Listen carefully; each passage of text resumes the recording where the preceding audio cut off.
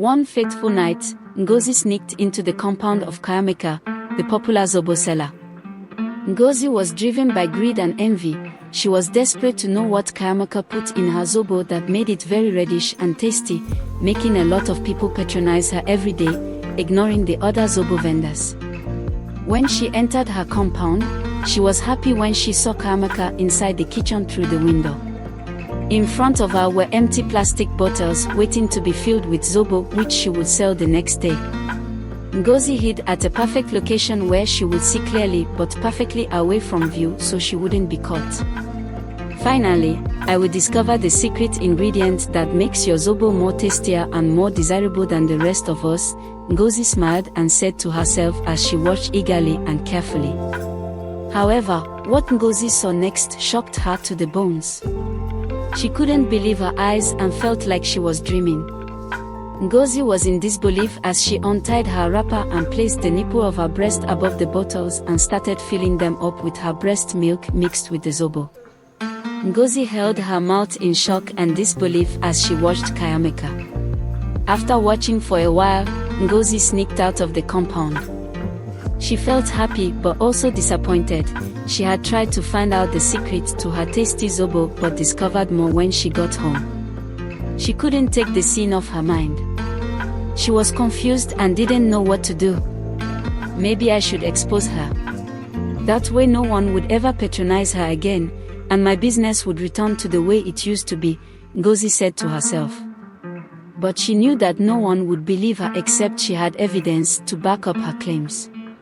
So she decided that she would return to Kayameka's house the following night and create a video of what Kayameka was doing. If she did this, then everyone would definitely believe her. In the beginning, Ngozi and Kayameka were very close friends. They both attended the same church and studied together. After they finished their education, they were both fortunate to get married to very good and compassionate men who deeply loved and cared about them. They both had to move to different cities with their husbands and gradually drifted apart in the years that followed. Kayameka was fortunate to be blessed with 2 children, a boy and a girl. But life was not so fair to her. Her joy was short-lived when she lost her husband after 10 years into the marriage, and everything became tough and difficult for her. She started living from hand to mouth and doing many jobs to feed herself and the children, with her youngest child just being 5 years old. One fateful day, while she was looking for a job as a cleaner in a very prestigious church called Corner Salvation Gate Church, she saw a woman selling Zobo in a store by the side of the road very close to the church. She watched as the pupils and parents of the church stood in a long queue to buy Zobo from the vendor, and Kayameka wished she owned such a lucrative business. After seeing the pastor of the church, she was told that there was no vacancy as they already had a cleaner. Kayameka left the church premises looking sad and rejected. She was also very thirsty, so she went to the store she previously saw to buy water. To her greatest surprise, the owner of the store was her best friend from church, Ngozi. The 2 women recognized each other instantly and hugged each other with joy. They started talking like children who had been long separated. After business that day, Ngozi took her to a small bar down the street and narrated her life story to Kayameka. She explained how her husband fell terribly ill and eventually passed away after everything they spent to save his life. Ngozi felt sorry for Kayameka. She equally told Kayameka her own story, which was even more painful because her husband fell in love with another woman, and they both sent her out of her matrimonial home. However, she was lucky she had already started her business and had no child to look after. They talked at length about how they felt life was a bed of roses, only to discover it was the opposite. Out of benevolence, Ngozi told Kayameka that a spot could be secured for her by the roadside where she could also start selling Zobo. I don't have any money or capital to start, and I also don't know how to make Zobo, Kayameka complained. Don't worry, I'll teach you how I make my Zobo so you can start selling, and I will lend you some money to start up. Then you can pay me when you have realized the money, Ngozi told her. Kayameka was very happy. After Ngozi finished her business for the day, she took Kayamaka to her house and taught her how to make the zobo. Kayamaka appreciated her for her kindness and went home feeling elated and excited. The next day, with the money that Ngozi loaned to her, she went into the market and bought a cooler and ingredients needed to make the zobo. When she was done, she went to the roadside beside the church and started selling the zobo as well. However, she was unable to make so much sales, and this bothered her a lot. She watched as the children flocked to Ngozi's store, and envy began to build in her heart. 1 month later, Kayamaka was also making zobo just as she was starting when something strange and unusual happened. She suddenly discovered that her breast felt heavier and there was breast milk staining her bra. At that moment, Kayamaka conceived a dangerous but rewarding thought. She decided to experiment in her kitchen and mix some of the zobo with her breast milk. When she went to the roadside the next day, she separated the pure zobo from those she mixed with her breast milk. A woman approached her with some children to buy zobo. Kayamaka decided to sell the mixed zobo to them, and it didn't take long before they arrived again to buy more. They told her that her zobo tasted so much better and they would love to buy more. The first time Kayamaka started selling by the roadside, she sold all the mixed and pure zobo, with customers asking for more. Kayamaka felt very happy, and her friend Ngozi was even more happy for her, unknown to Ngozi that Kayamaka was doing something different. The next day, Kayamaka repeated the same thing, mixing the zobo with her breast milk, and she was amazed at the sales she made. Kayamaka knew it seemed strange, but she convinced herself that her breast milk was organic and full of nutrients, so it was harmless. It didn't take long before word spread quickly among teachers, students, and parents about Kayamaka's reddish and delicious zobo, and her sales skyrocketed. People talked about how they felt strengthened after drinking her zobo and how it tasted so much sweeter and smoother than any other zobo they had tried. The other vendors who sold drinks and zobo started to lose customers to Kayamaka, including Ngozi, because everyone wanted Kayamaka's zobo. She upgraded from a simple roadside vendor to a shop owner beside the church.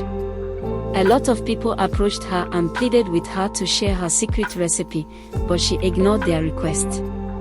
Whenever a customer came to talk about how delicious her zobo was, she would smile politely, resisting the urge to tell them the truth about her zobo. But a part of her felt very uneasy, and she often wondered if she was doing the right thing. Sometimes she wished she could stop, but she was making enough money from her venture, and to lose all her customers would be a very painful thing. One hot afternoon, a local food critic decided to drop by the church for a review. He had heard so much about Kayamaka's special zobo and wanted to know who Kayamaka was and how she made her zobo. Kayamaka was very scared and disturbed when the man approached her, asking her questions about her ingredients and the process. Her hands grew sweaty as she tried to keep her story straight while explaining everything to the local food critic, trying to avoid being caught or raising suspicions. When the man seemed satisfied with her answers, he brought a bottle of her special zobo and promised to get back to her the following week. The local food critic returned to Kayamaka, praising her zobo. He wrote a beautiful review in the town's newspaper, praising its uniqueness and comforting flavor. Kayamaka's business doubled as demand for her special zobo increased. In just 3 months, Kayamaka was making a lot of money, and her children were attending one of the best churches in town. She moved into a better apartment and also employed other ladies to help her in making sales at the shop. She increased the amount of zobo that she prepared every day and opened more shops beside other churches. But amid the praises and success, she still felt guilt creeping into her every thought. She wondered if she had gone too far and if people would forgive her if the secret was exposed.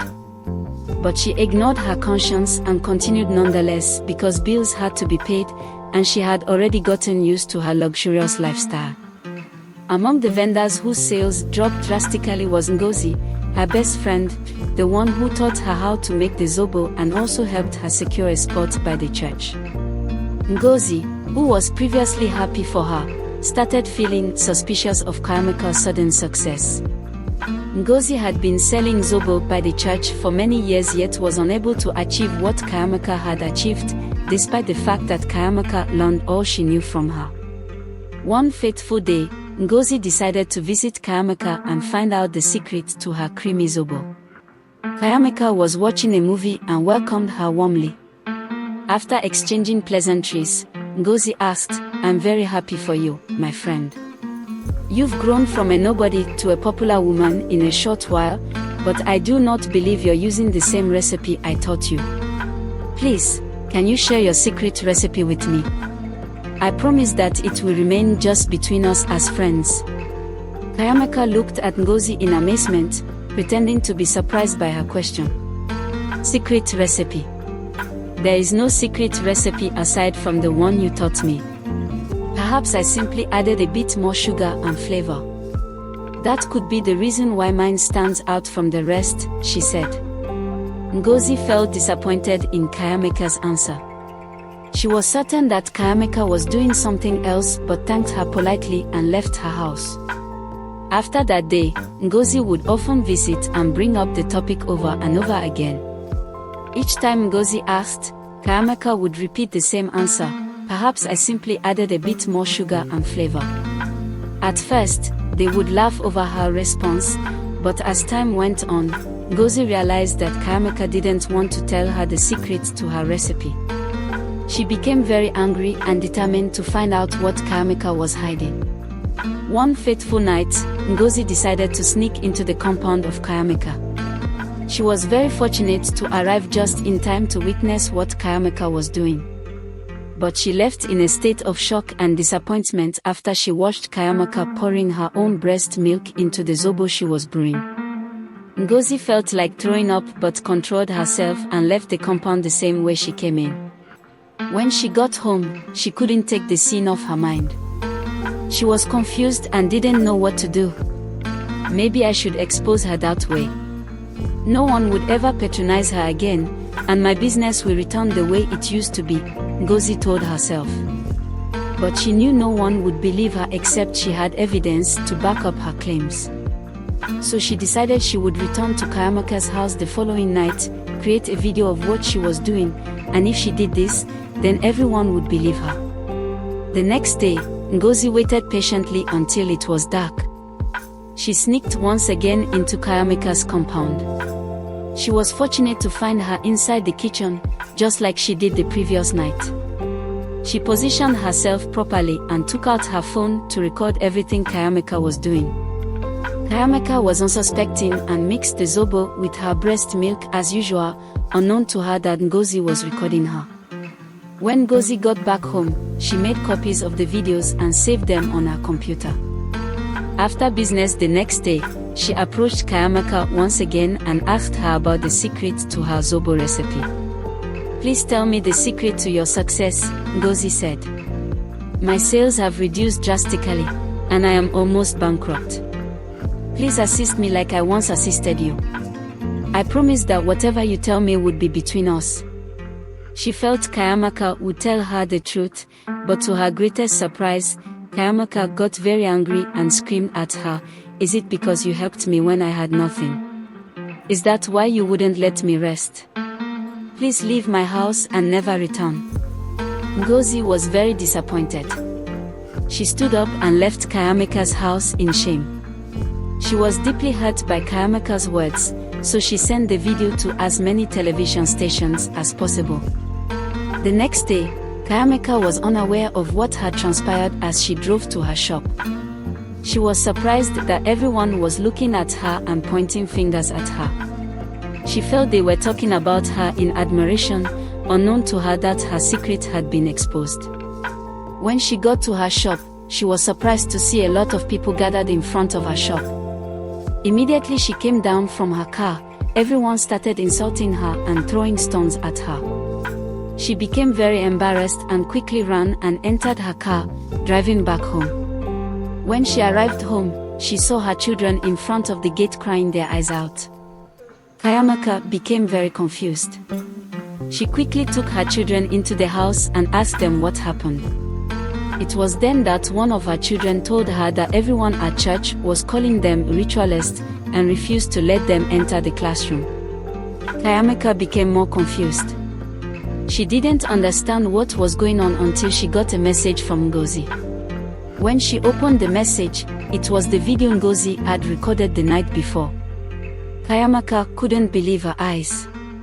She broke down in tears and started crying. She didn't know what to do. While she was at home contemplating her situation, some policemen arrived and arrested her. They told her that she was being arrested for endangering the lives of the public by deceiving them to drink her breast milk. Kayamika was sent to prison for 8 years, and her children were sent to the orphanage because they had no family relatives to stay with. Kayamika regretted her actions. She wished she had been patient and built her customer base gradually without being too greedy. She also wished that she had told Ngozi the secret to her reddish Zobo without being rude to her. Maybe if she had done so, she wouldn't have lost everything.